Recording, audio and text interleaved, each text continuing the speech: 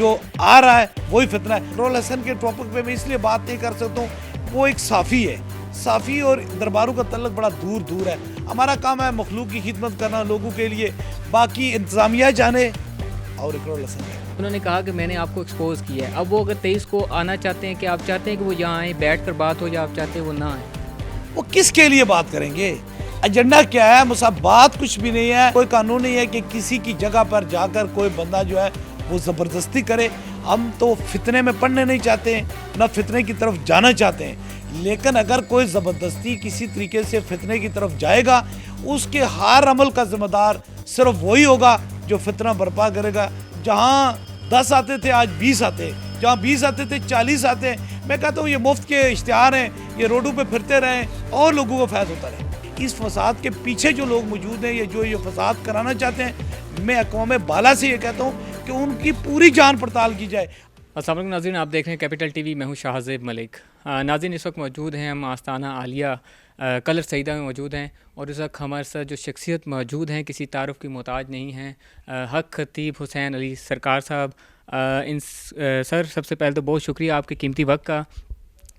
بتائیے گا سر, رمضان المبارک چل رہا ہے, شیڈول کیا ہے آپ کا, یہ تھوڑا بتا دیں ناظرین کو. دیکھیں, رمضان المبارک میں جس طرح ہمارا ایک پوری زندگی کا شیڈول ہوا ہے کہ ہفتے والے دن کلر سیدہ, پھر بدھ والے دن کلر سیدہ, اور پھر اتوار والے دن دربار عالیہ بلاوڑہ شریف, اور جمعرات والے دن دربار عالیہ بلاوڑہ شریف.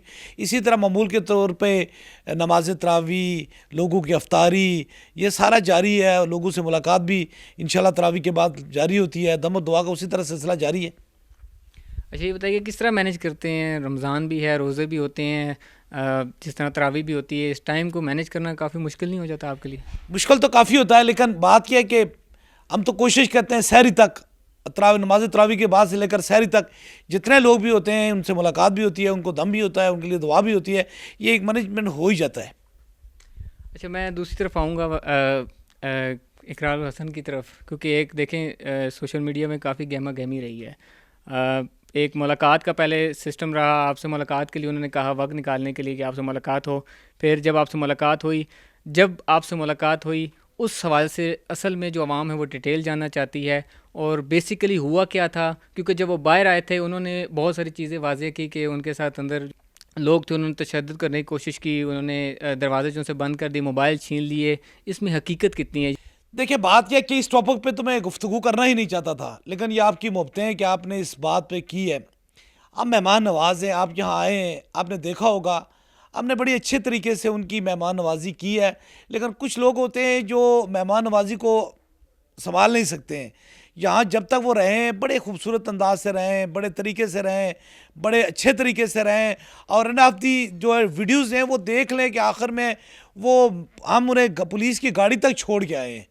اس کے بعد اگر وہ جانے کے بعد اگر وہ مثال کے طور پر ان کا ایجنڈا کوئی اور ہے یا کوئی بات اور ہے, تو اس پہ میں کوئی بات تو کر نہیں سکتا ہوں. کیونکہ اقرال حسن کے ٹاپک پہ میں اس لیے بات نہیں کر سکتا ہوں, وہ ایک صافی ہے. صافی اور درباروں کا تعلق بڑا دور دور ہے. ہمارا کام ہے مخلوق کی خدمت کرنا لوگوں کے لیے, باقی انتظامیہ جانے اور اقرال حسن جانے. لیکن اب وہ 23 مارچ کو دوبارہ آنے کا کہہ رہے ہیں, تو آپ نے اس پہ کیا لائے عمل بنایا ہے, یہ بتا دیں. دیکھیں, بات یہ ہے کہ یہ بات ساری انتظامیہ تک ہے. پاکستان آزاد ملک ہے, اور ہم ایک آزاد حیثیت سے رہتے ہیں, اور ہم اپنے طریقے سے رہتے ہیں. دنیا کا کوئی قانون نہیں ہے, میں نہیں جانتا ہوں یہ کون سا قانون لے کے آئے ہیں, کہ کوئی قانون نہیں ہے کہ کسی کی جگہ پر جا کر کوئی بندہ جو ہے وہ زبردستی کرے. ہم تو فتنے میں پڑھنے نہیں چاہتے ہیں, نہ فتنے کی طرف جانا چاہتے ہیں. لیکن اگر کوئی زبردستی کسی طریقے سے فتنے کی طرف جائے گا, اس کے ہر عمل کا ذمہ دار صرف وہی ہوگا جو فتنہ برپا کرے گا. جو آ رہا ہے وہی فتنہ ہے. ہم تو نہیں کسی کے گھر جا رہے ہیں نا, ہم تو امن سے بیٹھے ہوئے ہیں, اور لوگوں کو یہ تو نہیں کہہ رہے ہیں کہ گھر گھر جا کر لوگوں سے مل رہے ہیں. جو آستانے پہ آتا ہے اس سے اچھی طریقے سے ملاقات ہوتی ہے. باقی اس سے ہمارا کوئی تعلق نہیں ہے. انتظامیہ جانے اور اقرال حسن جانے. آپ نے کہا کہ جس طرح وہ آئے ہیں موسٹ ویلکم. اب 23 کو اگر وہ آ جاتے ہیں, کیا آپ ان کو ویلکم کریں گے یا آپ چاہیں گے وہ یہاں پر نہ آئیں؟ سیکنڈ چیز یہ کلیئر کر دیں کہ جس طرح سوشل میڈیا میں دیکھیں پبلک آپ سے بہت پیار کرتی ہے, محبت کرتی ہے. ہم نے ابھی بھی دیکھا آستانے کے باہر جس طرح لوگ آپ کا انتظار کر رہے تھے, کیونکہ آپ کے ایک دم کے لیے وہ یہاں پر کتنی دیر انتظار کرتے ہیں. اب یہ بتائیں, جو پبلک ڈیوائیڈ ہو رہی ہے, کیونکہ انہوں نے کہا کہ میں نے آپ کو ایکسپوز کیا ہے. اب وہ اگر 23 کو آنا چاہتے ہیں کہ آپ چاہتے ہیں کہ وہ یہاں آئیں بیٹھ کر بات ہو، یا آپ چاہتے ہیں وہ نہ آئیں؟ وہ کس کے لیے بات کریں گے؟ ایجنڈا کیا ہے؟ مصعب بات کچھ بھی نہیں ہے، ایجنڈا نہیں ہے، کوئی بات نہیں ہے. دیکھیں آپ صافی ہیں، صافی کا مطلب ہوتا ہے کہ ایک بار دکھانا اور اس کے بعد عوام پہ چھوڑ جانا. بار بار کسی چیز کو ہائی لائٹ کرنا یا بار بار کسی چیز کے بعد میں ٹاپک میں ہوتا تو پھر آپ صحافت کی زبان میں اسے کیا کہہ سکتے ہیں؟ آپ مجھے سوال کا جواب دیں. آپ نے ایک پروگرام دکھا لیا، وہ آپ آ گئے 14 تاریخ کو آ گئے، محبتوں سے ہمیں انہیں روانہ کر دیا، بار 1.5-2 ماہ سے ہو گیا. تو اس کی سمجھ تو ہر بندے کو آ جانی چاہیے کہ یہ تو کیا وجہ ہے کہ ایک بات بار ہی کی جاتی ہے. مثال کے طور پر آپ ایک چیز کو بار ریوائز کر رہے ہیں. اب لوگوں کے دلوں سے جو ہمارے پاس آتے ہیں الحمدللہ وہ انتہائی خوش ہیں، اور جہاں 10 آتے تھے آج 20 آتے ہیں، جہاں 20 آتے تھے 40 آتے ہیں. میں کہتا ہوں یہ مفت کے اشتہار ہیں، یہ روڈوں پہ پھرتے رہیں اور لوگوں کو فیض ہوتا رہے.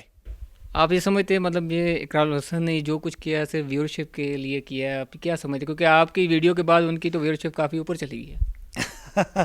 آپ صافی ہیں، آپ کو پتہ ہے ساری چیزیں، کہ مثال کے طور پر اگر میں آستانے کے لیے کام کر رہا ہوں تو میں کہتا ہوں لوگوں کو زیادہ سے زیادہ فیض ہونا چاہیے، لوگ زیادہ سے زیادہ ٹھیک ہونے چاہیے. تو آپ دیکھ لیں ساری چیزوں کو، آپ لوگوں کو گمراہ کرنے کے لیے. لیکن یہ بات یاد رکھیں کہ کسی کا دل توڑ کے، کسی کو زخمی کر کے، کسی کو تکلیف دے کر اگر کوئی بندہ کہے کہ میں دنیا داری میں اوپر ہو جاؤں گا، اس کا قیامت والے دن ضرور جواب دینا پڑے گا رب کے سامنے، جو انسانیت کا دل توڑتا ہے. کیونکہ ٹوٹے ہوئے دلوں کو اور توڑتے ہیں. جسے خدا نے بھیجنا ہے وہ تو آئے گا، جسے خدا نے نہیں بھیجنا وہ نہیں آئے گا. اگر ہمارا ایمان خدا پہ ہے کہ اللہ ہی شفا دیتا ہے اور اللہ ہی بھیجتا ہے، تو پھر یہ لوگ کیسے روک سکتے ہیں؟ ایسے پاسبل نہیں ہو سکتا. اس لیے یہ خام خیالی ہے، ایک کہانی ہے.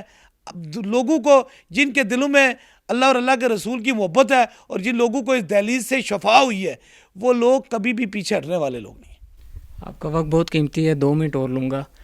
یہ بتا دیں، آپ نے وہاں پر کہا کہ 2 ارب روپے کی آپ کو آفر کی تھی. تاجدار ختم نبوت ہمارے دلوں میں ہے، کیونکہ یہ اس کے بغیر تو ایمان کمپلیٹ نہیں ہوتا.